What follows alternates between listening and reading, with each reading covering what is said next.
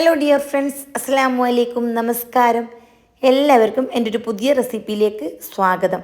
അപ്പോൾ ഇന്ന് നിങ്ങൾക്ക് വിശേഷ ദിവസങ്ങളിൽ ഉണ്ടാക്കാൻ പറ്റിയ ഉണ്ടലിക്കം റെസിപ്പിയാണ് ഞാൻ ഷെയർ ചെയ്യുന്നത്. അതിനുവേണ്ടി ഞാനിവിടെ 300 ഗ്രാം ശർക്കര എടുത്ത് അര കപ്പ് വെള്ളം ഒഴിച്ചിട്ട് ഒന്ന് മെൽറ്റാക്കാൻ വെച്ചിട്ടുണ്ട്. നല്ലപോലെ മെൽറ്റായാൽ ഫ്ലെയിം ഓഫാക്കി ചൂടാറാൻ വേണ്ടി വെയിറ്റ് ചെയ്യാം. പിന്നെ വേണ്ടത് അരിപ്പൊടിയാണ്. ഞാനിവിടെ പുട്ടുപൊടിയാണ് എടുത്തിട്ടുള്ളത്. നിങ്ങൾ പത്തൽ പൊടി ഉണ്ടല്ലോ, അതോ അല്ലെങ്കിൽ ഇടിയപ്പം ഉണ്ടാക്കുന്ന പൊടിയോ ഏതായാലും എടുത്താൽ കുഴപ്പമില്ല.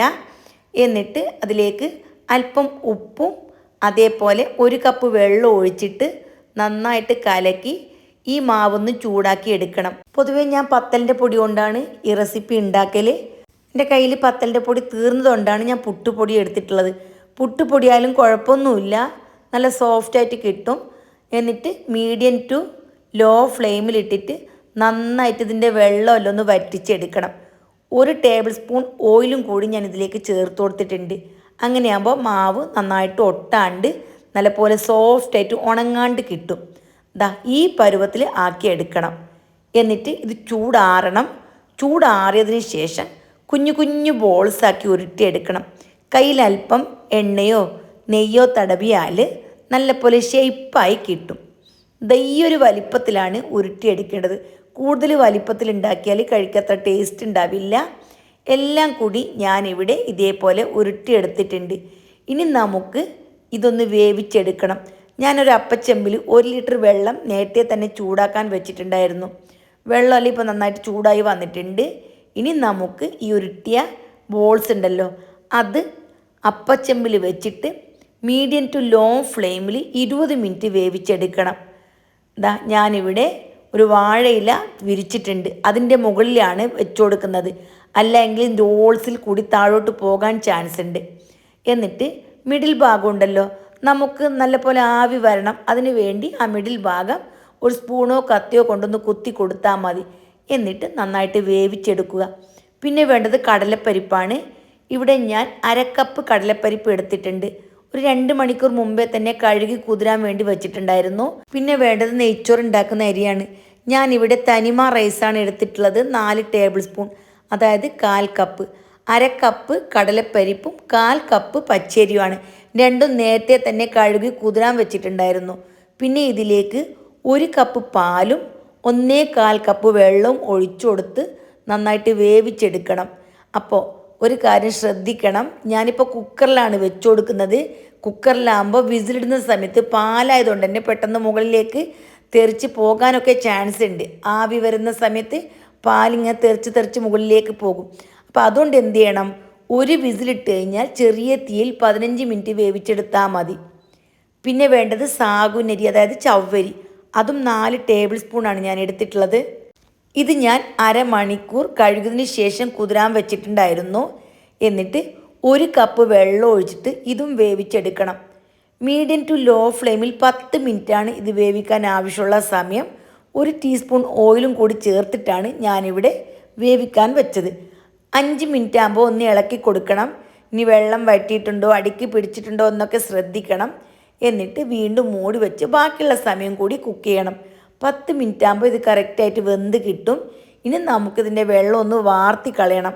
വെള്ളമൊക്കെ കളഞ്ഞതിന് ശേഷം വീണ്ടും ഇതൊന്ന് കഴുകിയെടുക്കണം. അല്ലെങ്കിൽ നല്ലപോലെ ഒട്ടിയിട്ട് നമുക്ക് കഴിക്കാൻ ടേസ്റ്റ് ഉണ്ടാവില്ല. കഴിക്കുന്ന സമയത്ത് നല്ലപോലെ കട്ടിയായിട്ട് വരും. ഞാൻ തണുത്ത വെള്ളത്തിൽ 2 പ്രാവശ്യം കഴുകിയെടുത്തു. കഴുകിക്കളഞ്ഞാൽ വീണ്ടും ഒരു അരിപ്പയിലേക്ക് വെള്ളം വാർന്നു പോകാൻ വേണ്ടി ഒഴിച്ച് വെക്കണം. വെള്ളമൊക്കെ വാർന്നതിന് ശേഷം നമുക്കിത് നല്ലപോലെ ഡ്രൈ ആയി കിട്ടും. ഒറ്റയായിട്ട് എടുക്കണം. ഓക്കെ അല്ലേ? കുക്കറിൽ പരിപ്പും അരിയും വേവാൻ വെച്ചിട്ട് വിസിലെല്ലാം ഓഫ് ചെയ്ത് ഞാനിവിടെ മാറ്റി വെച്ചിട്ടുണ്ടായിരുന്നു. സ്റ്റീമെല്ലാം പോയതിന് ശേഷമാണ് ഇത് ഓപ്പൺ ചെയ്യേണ്ടത്. നല്ലപോലെ സ്റ്റീം പോവണം, അല്ലെങ്കിൽ വെന്ത് കിട്ടാൻ പ്രയാസമായിരിക്കും. എന്നിട്ട് നല്ലപോലെ ഉടച്ചെടുക്കണം. അതായത് ജ്യൂസ് പോലെ ഉടച്ചെടുക്കേണ്ടതല്ല. ഇത് കട്ടയൊക്കെ കെട്ടിയിട്ടുണ്ടെങ്കിൽ ഒന്ന് കറക്റ്റാക്കി എടുക്കണം. പിന്നെ ഇതിലേക്ക് ചവ്വരിയും ചേർത്ത് കൊടുത്തു. നേരത്തെ മെൽറ്റാക്കി വെച്ചിരിക്കുന്ന ശർക്കര പാനി ഉണ്ടല്ലോ, അതും കൂടി ചേർത്തതിന് ശേഷം നന്നായിട്ട് മിക്സാക്കി ചൂടാക്കി എടുക്കണം.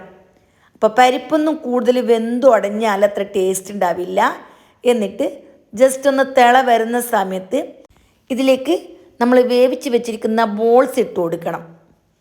ഇവിടെ നന്നായിട്ട് ചൂടായി വന്നിട്ടുണ്ട്. ഇനി നല്ല പോലെ ഇടയ്ക്കിടയ്ക്ക് ഇളക്കി കൊടുക്കണം, അല്ലെങ്കിൽ പെട്ടെന്ന് തന്നെ അടിക്ക് പിടിക്കും. അടിക്ക് പിടിച്ചാൽ ഇതിൻ്റെ ടേസ്റ്റ് മൊത്തം മാറും.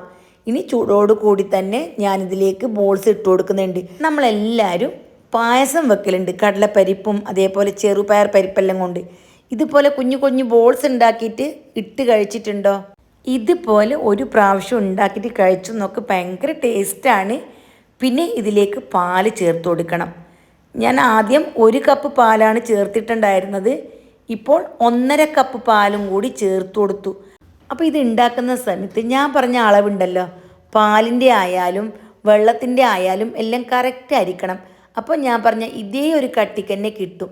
പിന്നെ പാലും കൂടി ചേർത്തിട്ട് ഇതിലേക്ക് ചുക്ക് പൊടി ഉണ്ടല്ലോ, 1 ടീസ്പൂൺ ചുക്ക് പൊടിയും 1/2 ടീസ്പൂൺ ഉപ്പും ഒരു 5-6 ഏലക്ക ചതച്ചതും കൂടി ചേർത്ത് കൊടുത്തു.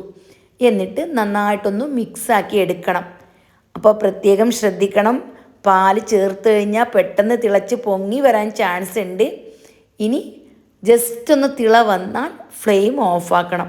ഇനി തേങ്ങാക്കൊത്ത് വറുത്തിടണം. അതിന് വേണ്ടിയിട്ട് ഒരു പാൻ ചൂടാക്കി ആവശ്യമുള്ള നെയ്യ് ഒഴിച്ചു കൊടുക്കണം. നെയ്യെല്ലാം നിങ്ങൾക്ക് എത്ര വേണം അതിനനുസരിച്ച് ഒഴിച്ചു കൊടുക്കാം. നെയ്യ് നല്ലപോലെ ചേർത്താൽ നല്ല ടേസ്റ്റ് ആയിരിക്കും. എന്നിട്ട് ഇതിലേക്ക് ഒരു ചെറിയ കഷ്ണം തേങ്ങ ഉണ്ടല്ലോ, അത് ചെറുതായി അരിഞ്ഞ് നല്ലപോലെ ഗോൾഡ് കളറായി മൂപ്പിച്ചെടുക്കണം. അപ്പോൾ തേങ്ങാക്കൊത്ത് ചേർക്കുമ്പോഴും നല്ലൊരു ടേസ്റ്റാണ്. അപ്പോൾ നിങ്ങളുടെ കയ്യിൽ തേങ്ങ ഉണ്ടെങ്കിൽ ചേർത്ത് കൊടുക്കാം. അതേപോലെ നിങ്ങൾക്ക് താല്പര്യമാണെങ്കിൽ ചേർത്ത് കൊടുക്കാം, അല്ലെങ്കിൽ ഈ ഭാഗം സ്കിപ്പ് ചെയ്യാം. എന്നിട്ട് ഇതിലേക്ക് കാഷ്യൂനട്ടും കിസ്മിസും കൂടി ചേർത്ത് കൊടുക്കണം. അപ്പോൾ ഇതെല്ലാം നിങ്ങളുടെ ആവശ്യത്തിനനുസരിച്ച് ചേർത്ത് കൊടുക്കാം. നിങ്ങളുടെ കയ്യിൽ എത്രത്തോളം ഉണ്ട് അതിനനുസരിച്ച് ചേർത്ത് കൊടുക്കാം. എല്ലാം കൂടി നന്നായിട്ട് മൂത്ത് വന്നാൽ നമുക്കിത് ഫ്ലെയിം ഓഫാക്കിയതിന് ശേഷം പായസത്തിലേക്ക് ചേർത്ത് കൊടുക്കാം. അതായത് ഞങ്ങളിതിന് ഉണ്ടലിക്കം എന്നാണ് പറയൽ, പായസം എന്നല്ല പറയൽ. ഉണ്ടലിക്കം ഫ്ലെയിമെല്ലാം ഓഫാക്കി റെഡിയാക്കി വെച്ചിട്ടുണ്ട്. ഇനി ഇതിലേക്ക് തേങ്ങാക്കൊത്തും കാഷ്യൂനട്ടെല്ലാം ചേർത്ത് കൊടുക്കാം. അപ്പോൾ വളരെ സ്വാദിഷ്ടമായ റെസിപ്പിയാണ് ഇത്. റജബ് മാസത്തിൽ അല്ലെങ്കിൽ മുഹറം മാസത്തിൽ ഒക്കെയാണ് ഞങ്ങൾ ഉണ്ടാക്കൽ. മുഹറം 10-നും അതേപോലെ റജബ് 27-നും ഞങ്ങൾ കാസർഗോട്ടുകാർ ഇത് ഉണ്ടാക്കും. ബറാത്ത് രാവിലെ സാധാരണ നമ്മൾ ഉണ്ടാക്കൽ ഒന്നുകിൽ ഗോതമ്പത്തിൻ്റെ കഞ്ഞി അല്ലെങ്കിൽ ചക്കരച്ചോറ്. അപ്പോൾ ഇപ്രാവശ്യം നിങ്ങൾ ഇതൊന്ന് ട്രൈ ചെയ്ത് നോക്ക്, ഭയങ്കര ടേസ്റ്റാണ്, എല്ലാവർക്കും ഇഷ്ടമാവും. ഞാൻ പറഞ്ഞ മെഷർമെൻറ്റ് തന്നെ എടുക്കണം, കൂടുതലായാൽ കറക്റ്റ് ആവില്ല. അപ്പോൾ എല്ലാവരും ഇതൊന്ന് ട്രൈ ചെയ്ത് നിങ്ങളുടെ വിലയേറിയ ഉപദേശങ്ങളും നിർദ്ദേശങ്ങളും അറിയിക്കണം. അപ്പോൾ വീണ്ടും കാണാം. Bye bye.